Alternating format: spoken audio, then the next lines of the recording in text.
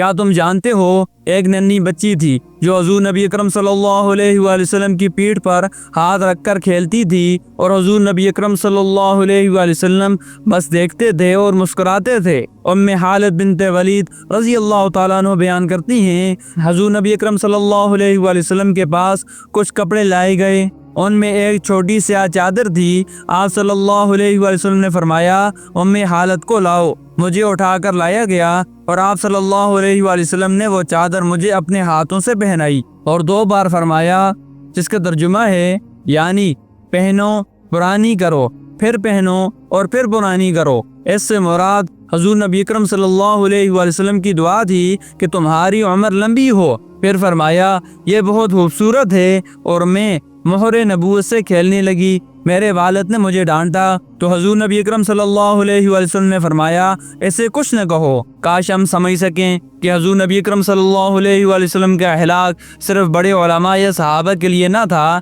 بلکہ بچوں کے ساتھ بھی ان کا انداز اتنا نرم، اتنا محبت بھرا تھا کہ ایک بچی بھی ان کے پیٹھ پر ہاتھ رکھ کر کھیل سکتی تھی۔ یہی نبی ہیں جن کے پیچھے ہم امت کہلانے والے ہیں، تو ہمیں بھی اب اپنے دلوں پر مہر محبت ثبت کرنی ہوگی۔